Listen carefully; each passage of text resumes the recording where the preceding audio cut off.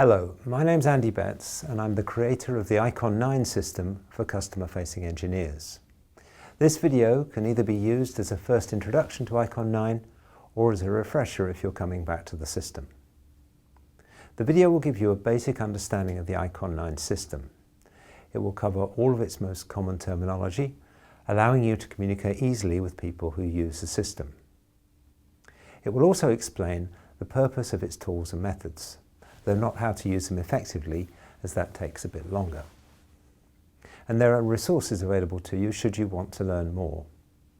The primary resource is the book, Client Encounters of the Technical Kind, which is available as hard copy or in Kindle format. Then there's the icon9 e-learning videos, which cover more than the entire system in fact.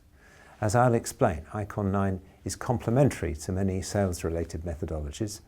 It focuses on the needs of customer-facing engineers rather than business developers. Our e-learning material illustrates this complementarity using the spin and challenger sales examples. Finally, there are the icon9 web pages, which give access to toolkits, blogs, and a variety of other information. I start my in-brief summary with the encounter process.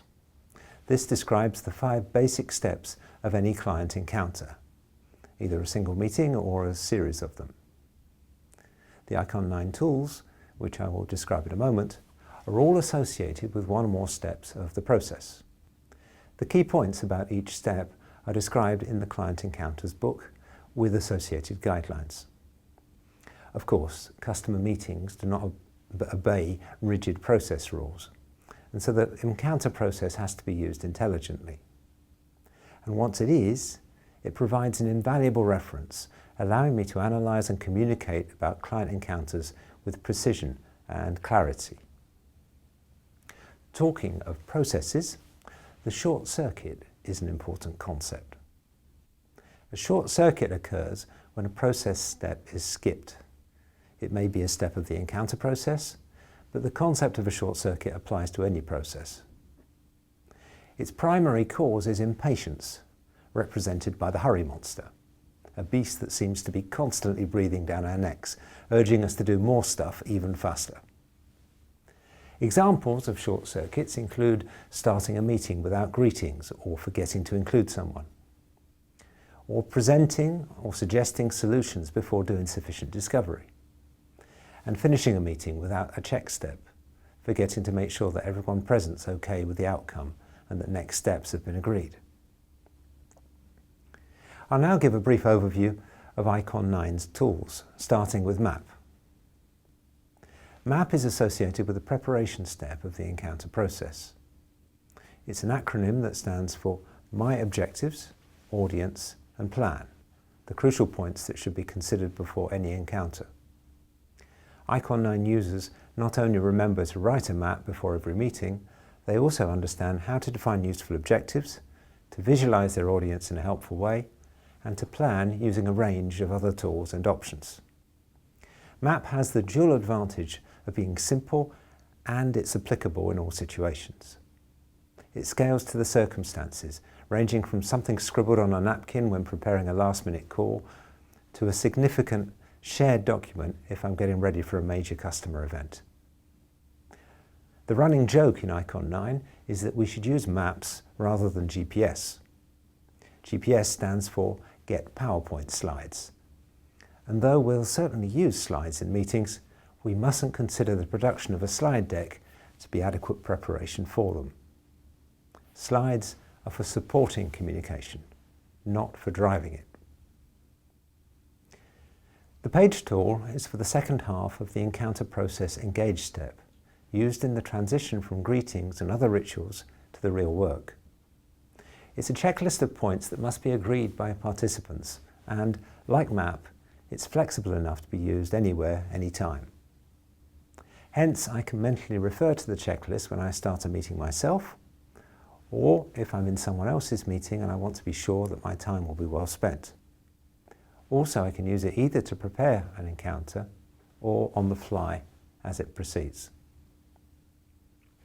Discover Why supports learning discovery, encouraging a questioning stance and helping me to cover a wide range of topics during the customer conversation. to avoid getting stuck on the purely technical aspect of the problem, for example. At its heart is a mind map in the shape of a Y, hence the Discover Why name. The Client Encounters book gives many pointers on effective learning and guiding discovery, and this DIN triangle is often used to support explanations. Any customer conversation will jump between discovering things from the customer, giving them information, and negotiating or discussing solutions with them. This dynamic can be visualized as the conversation jumping between the discover, inform, and negotiate nodes of the triangle. The key thing is to always start at the top node, discover, and not to spend too much time at the bottom left, inform node, simply telling the customer things. Please refer to one of the icon9 learning resources to find out more about Discover Why and the associated terminology. The 2-minute message, or TMM, allows individuals and especially teams to rapidly put together a synopsis of a presentation, allowing them to make rapid and good use of existing material without being sidetracked by unnecessary content. It's used in conjunction with MAP and provides an easy but powerful way to produce high-quality original content while still using the massive slide decks that come from my marketing department, for example. The 2-minute message can usually be written on a single page, even if it's destined to become a very long presentation. This is key, since teams working together on such presentations are far more efficient when discussing a one-page synopsis than when fighting with huge slide decks. We've now seen 4 icon9 tools: Map, Page, Discover Why, and the TMM. For brevity, I summarise the remaining 4 tools on this single slide. The subroutine is for effective one-to-one communication, including difficult or awkward situations where some level of confrontation is required. The 2-second message deals with customer email communication. By applying the 2-second message, I ensure that the busy recipient of my mail can understand its purpose in just 2 seconds. The table tool is for negotiation, not for sales particularly, rather for agreeing technical specifications, evaluation criteria, resource allocation, and so on. Things that are of great importance to customer-facing engineers. Finally, the OAR tool guides customer-facing engineers in the delicate process of getting help and collaboration from their colleagues, allowing them to more easily get the technical backup that they need. This makes 8 tools in total. The 9 in the icon9 name represents the openness of the system. Its tools and concepts are complementary to those found in, for example, Neil Rackham's spin system, Dixon and Adamson's Challenger concept, Miller-Hyman's strategic selling, and so on. You may have tools and methods of your own, and if you do, I expect you can see how they fit together with icon9. Or at least I'm confident that you will once you've had an opportunity to learn more about it. To summarise, the encounter process is a key reference, and as with any process, it's important to avoid short circuits that skip any of its steps.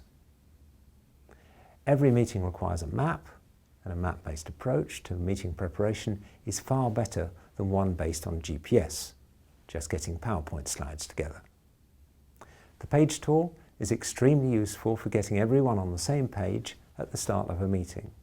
Having done this, I start my customer conversation with discovery, perhaps using the Discover Why tool. If I need to prepare a presentation, the 2-minute message is a great help, allowing individuals and teams to produce original, high-quality content even when reusing a lot of existing material. Other icon9 tools can help with complex situations requiring confrontation and negotiation, for example. Thank you for your attention.